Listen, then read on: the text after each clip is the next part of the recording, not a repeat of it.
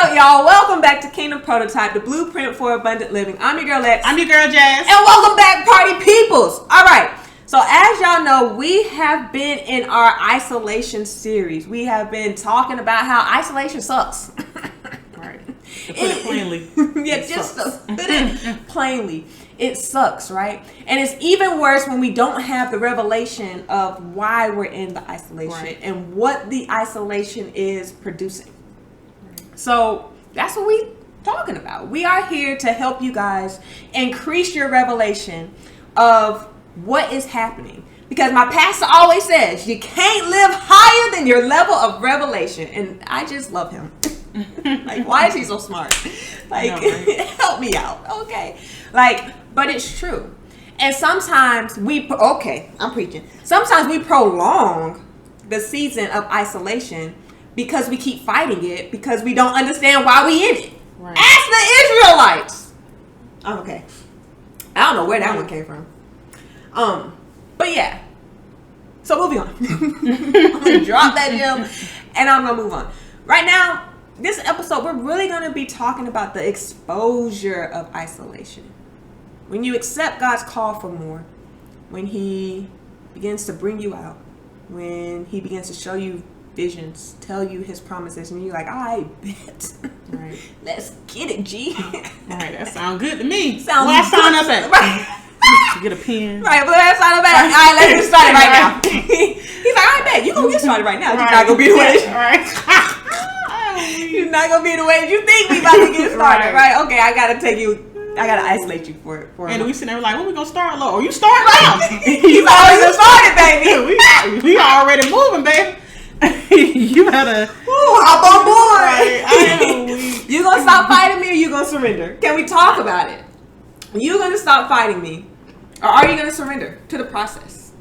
Isolation is a part of the process because God has, it is in the isolation where God transforms you. Transform you? There's a word. It's where he takes some things out of you. Insecurities. Certain things that just not him. Some of y'all petty. I was petty. Okay, he took some of that out of me. He's like, you can't be this petty, sis. He let me keep a little bit of it, but he took like majority of it. Yo, pride. Girl, pride is my Achilles heel. Like, nope. Give me that. And we working on that, fool. Right? But like, it is in the isolation where he really begins to work on you to prepare you for where he's taking you. And a part of that is the exposure. Ask me what he exposes. What he exposed, girl? They're not ready for this. They're not ready for this. What he exposed? Tell us. He exposes your trauma. He exposes those unhealed wounds. Oh, some of y'all don't log off. Because some of y'all right now, like, I ain't got no trauma. Right. You ain't talking to me. You ain't talking. That was me. That was me too. Yeah. Definitely me too. Tell me more. I feel like I was healed. Yo, and whole. Okay, and ready to go. Right. Healed, whole, and ready to go. Okay. Yeah. In my mind, I didn't have no trauma. Trauma who? Trauma what? Trauma where? All the W's. Trauma when? that was years ago. Yeah. You know, this is what's going on in my head, but it was so funny because when I met you, you know, you always talk about healing and wholeness, and I got it, and I was down with it, like, yeah, you know, people should be healed and they should be whole, but I never sat back and think like, dang, I'm not healed and I'm not whole. That's so good. So it didn't hit me until we had that conversation about kind of breaking down what trauma was, and I realized like I went through some traumatic ish. Yes. And right, and it was never fully addressed. So prior to that though, listen, what is a trauma? Right. What is a trauma? Nobody can tell me I wasn't healed and I wasn't whole. Facts. I don't got trauma because I haven't been raped, I haven't been molested, I haven't been in any type of fatal car accidents. I haven't been emotionally abused. I haven't been physically. Can we talk about it? I haven't been physically abused. Right. I haven't been off to war. I haven't been in a school shooting. I can go on and on and on and on and on. That is what we associate with trauma. But trauma is much more. I think the word is broader than that, right? Here's how I learned about what trauma is, and it completely changed the trajectory of my life. Okay, it changed the whole trajectory of my life. Okay, I was in grad school, and I was in a trauma class, and my professor broke trauma down like this: anything that happens to you that you were not prepared for. So anything that happens that you were not prepared for, that is emotionally disturbing. So, how many of y'all stubbed your toe on the bed before? I gotta raise both hands because that make you say some words that ain't holy. Facts. Definitely. Yeah. When you stubbed your toe on the bedpost, were you ready for that? No? Not at all. Was that emotionally disturbing? That stuff hurt? Ooh, I caught myself. Facts. Yeah. And what are you doing for the next couple of days? Tiptoeing around your bed. Right. You tiptoeing around that piece because you was not trying to stub your toe again. Right? Trauma is on a continuum. So imagine the political continuum where we have people who is all the way on the far right and people who is all the way on the far left. But guess what? We got so many people in between. Right? And it just kind of flows. Continuum. Trauma is the same thing. So imagine you waking up one morning, stubbing your foot on the bedpost. Imagine that being on the far left of the continuum.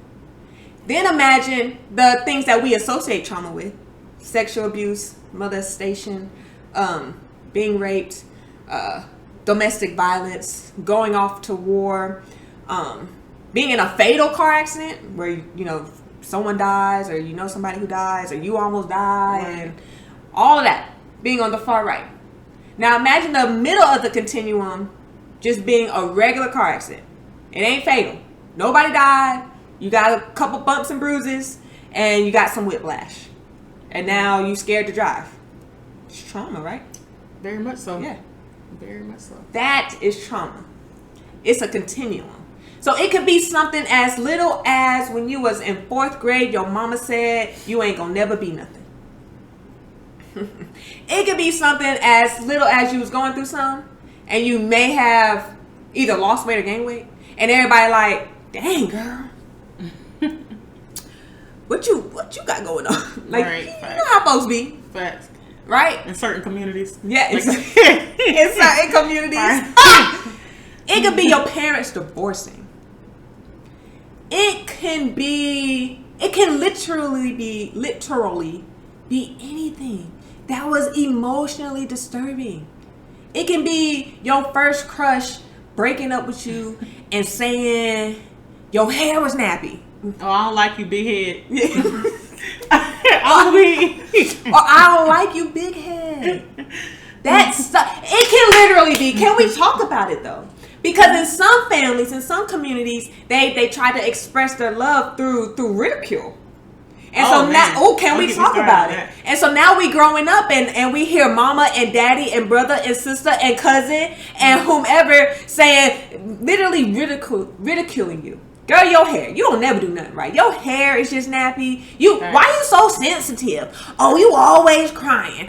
Oh this, oh that. Is that not traumatic? Yeah, or even in some families where the males, stop acting like a faggot. You know, stop acting like I don't. You gay, right? You gay because why you crying? Right? Why you crying? That's what girls do. Like that's.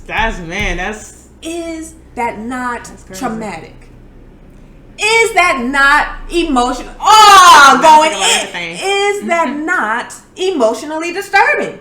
But a lot of people don't think of it that way because they don't even know. I didn't even know about the continuum until it's not taught. Right. So yeah, I feel like if a lot of people knew that, it'll make such a huge difference. Yeah.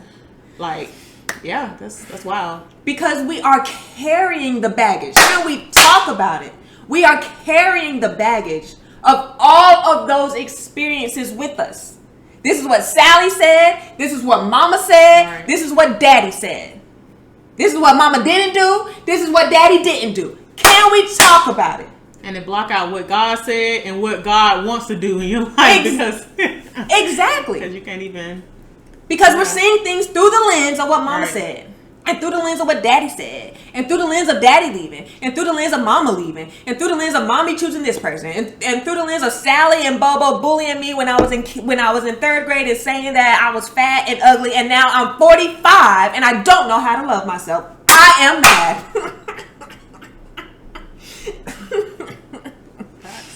Now my confidence is in the toilet. Now I struggle with body image issues, self-confidence, self-love. What is a self-love? Yeah. Because of these words that people have said. Because of these things that people have done to me. Because of these traumatic events that I don't realize are traumatic. And now I'm showing up in the world and I'm trying to go after what God has called me to go after. Can we talk about it? And now I can't. I can't believe God. Oh, I'm mad. I'm yelling. I need to bring it down a couple notches. I am yelling. My neighbor's going to be like, who is this? And why she yelling? I just got mad. My blood is boiling. Call the police like, some lady screaming to the top of her lungs and clapping. Right. And clapping. And just, that's how I know I'm mad. That's how I know I got to bring it that's real though. down. Yeah. That's real. And we're looking at God. Why aren't you doing this? Right. Why aren't you showing up? Why aren't you showing up? God's like, I'm trying. I'm trying to call out to you. But you can't hear me. Because all you hear is that. Right. All you can see is that. So I'm trying to tell you that you're beautifully and wonderfully made. I'm trying to tell you that you're royalty. I'm trying to tell you that you're a king's kid. I'm trying to tell you that I will never leave you nor forsake you. But you can't believe me because mama left you and forsaken you. Daddy left you and forsaken you. Everybody dropped the ball. When you needed somebody most, nobody was there. And so now I'm trying to tell you, I ain't like that. All right. But you can't believe me because you're still carrying the baggage. That trauma is still affecting you today. As a fully grown adult with kids, and now you're raising that's a whole nother now you're raising kids out of brokenness. Now you're trying to do marriage out of brokenness. Now you're trying to do purpose out of brokenness. Can we talk on your lives? Just bleeding on everybody. Just bleeding on everybody. Can we talk about it? That is what gets exposed in the isolation. Right. Because some of your motives, I'm getting mad. I'm talking to me. Some of my motives, my dog is like, are you okay, mommy? Some of our motives, look at my hair. I'm dying. I'm sorry. Some of our motives stem from trauma. Some of y'all want the money, the man, the cars, the whatever, so that you can stunt on people, so that you can prove to so-and-so I am somebody. So you can feed an insecurity. So you can feed an insecurity that God is like, it ain't about this. It's not about that. I need you to be a billboard for me. I need people to see your life and be like, yo, what must I do? And you point them back to me. That's what I need from you. But you're so caught up in your trauma. And then you pissed off at me because I'm not giving it to you. Why would I? Why? Why would I? You're not ready. Why are we going here? We're not supposed to be going here. But here we are. Right. People need to hear it. We wasn't supposed to go here. I wasn't supposed to do this. I wasn't supposed to tell them stories. I wasn't supposed. Jesus, you could have gave me a sexier message. I'm just saying. Yeah. Trust me. I lived this. I'm gonna tell y'all my story. I lived this. I lived it. I thought I was healed. I thought I was it's funny now. I thought I was healed and I thought I was whole.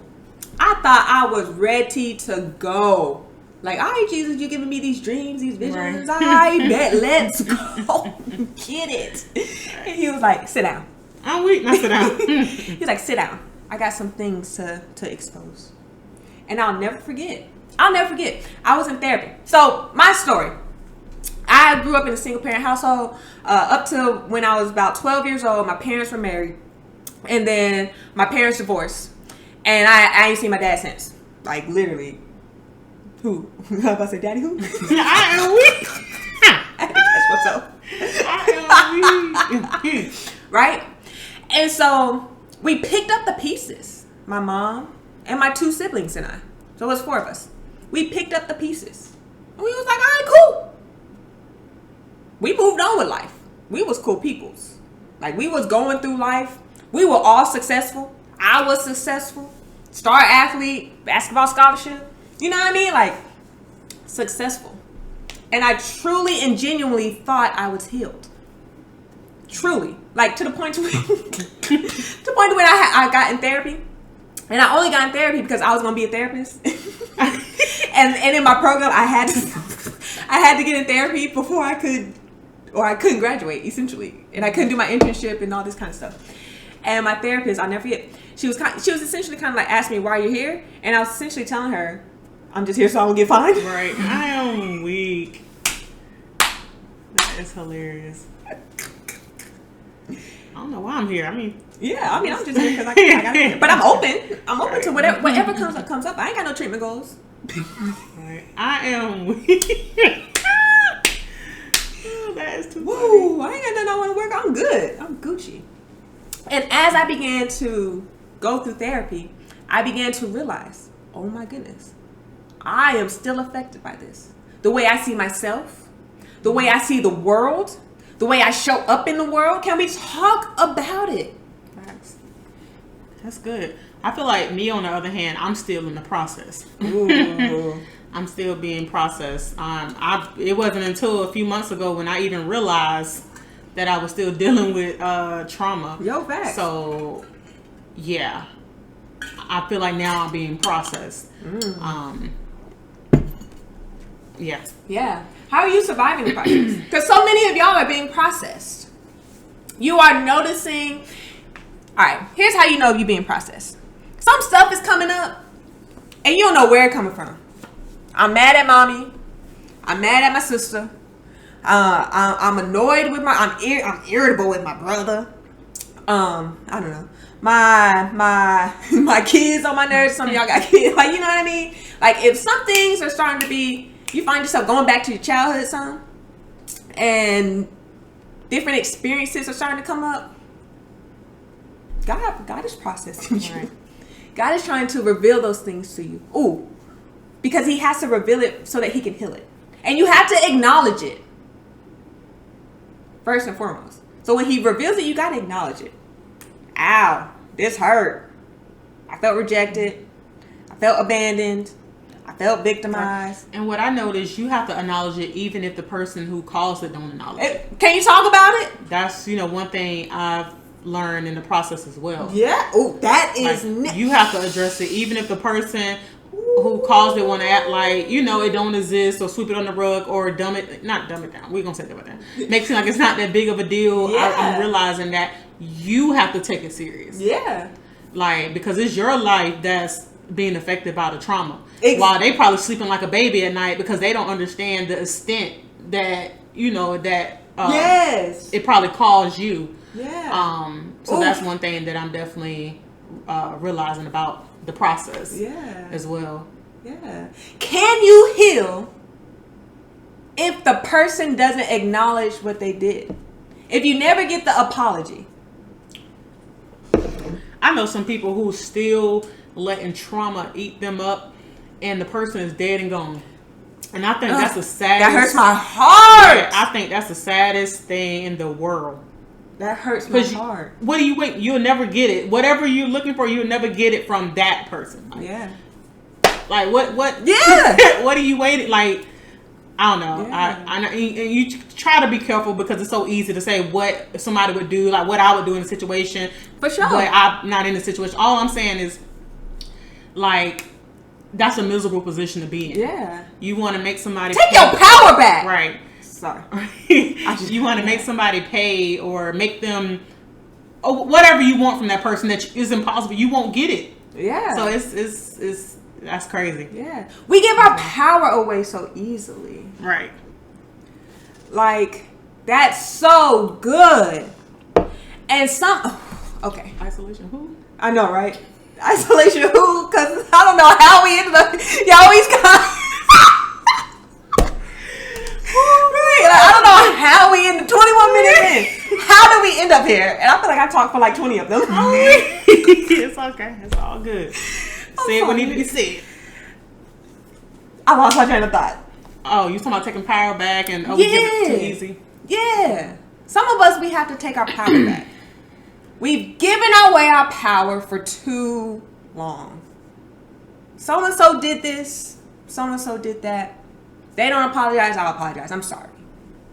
It's something that you should have never had to experience. It's something that you should have never had to be thinking about at that age. It's just something that just shouldn't have happened to you. Whether that's daddy leaving, whether that's somebody molesting you, whether that's so-and-so speaking down on you. It's something that should have never had to happen. Sorry. I'm sorry that happened to you. But it's time for you to take your power back. Because you've been giving your power away to too many people. For too long. Oh, I'm getting mad. For too long. Take your power back.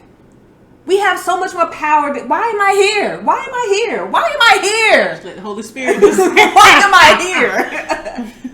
You have so much more power than you think. Take that stuff back. Little by little.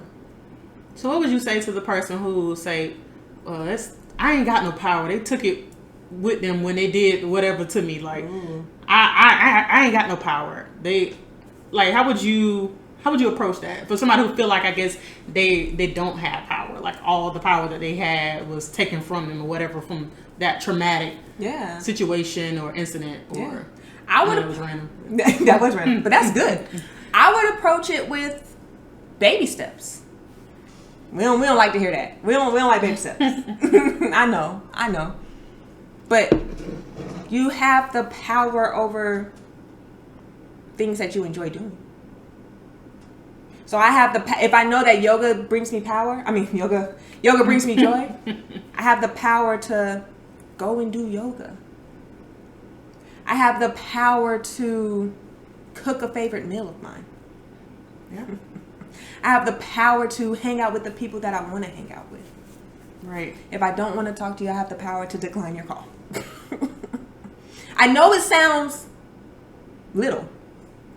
No, that makes sense. So basically what I'm getting from it is we have power in other aspects of our lives. Yeah. Like, and when you start to get that power back, you're gonna find I'm telling you, it's like a domino effect.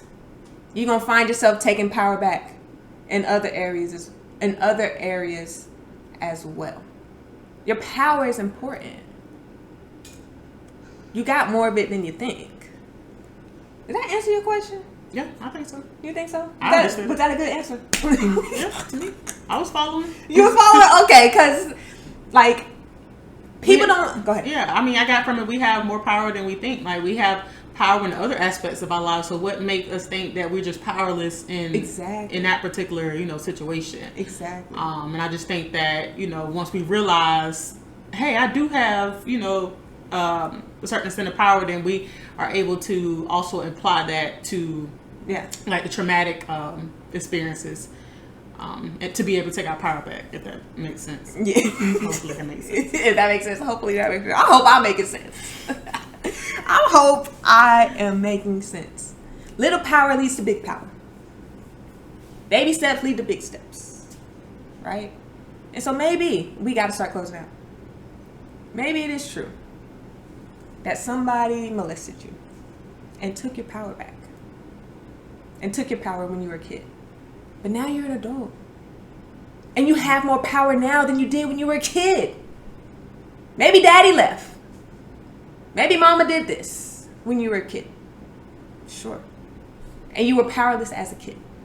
But you are not powerless now as an adult. And once you realize that, and realize I have more power than I think. Is this making sense? It makes sense to me. Okay. I hope so. Because it'd be, in here, it'd be great. And then coming out, it'd be like, blah. Yeah. I know we got to close out, but I'm just shook that it took a whole turn because this is not what we had written down in our notes. So I just feel like it's for a reason though. Like a lot of people need to hear this message. Yeah. I feel like this definitely was for a reason. Yeah, because how did we get here? We got to close out. I'm sorry. But take your power back, sis and bro, because we going to have some fellas in the tribe. Take it back. You got it. Go find it. It's there. I guarantee you it's there. You serve the... you are a child of God. The all-powerful. All caps. All G-O-D, all caps. The all-powerful God. How can you be made in his image and not have no power? I got questions. How? You got the Holy Spirit living on the inside of you. Right. How can you have the Holy Ghost, as the old folks say, and not have no power? I got questions. The math ain't mathing. The math ain't mathing. So yeah, I don't know how we ended up here. We were supposed to be talking about something else, kind of, and here we are. Here we are. Anything else you want to say? No. I ain't got nothing else I want to say. I'm sorry for yelling. I may have stepped on some toes. My bad. That's it. That's all. We get my bad. I'm sorry. I'm passionate about this. Because if God's people can get free, if God's people can get free, woo, just you gotta cough, we gotta go. If God's people can get free, just imagine. Facts. Just imagine. All right, party peoples. We still got an outro, so we just gotta go. Yeah, it got heavy. It got deep. Quick. Quick. But it was needed. But it was. So I'm glad it happened. Yo, for sure. Yep. All right. Stay in touch. Subscribe. Look, we ain't got no call to actions. Subscribe to the YouTube. Okay, we not on like Spotify and stuff unless one of y'all want to come help us out for free. And then all right, you can put us on like Apple Podcasts and all that. Emphasis on the free. Okay, do you think? I listen. Go, you know. Yes, keep in touch with the Abundant Walk on social media platforms. And yeah, we out. Deuces.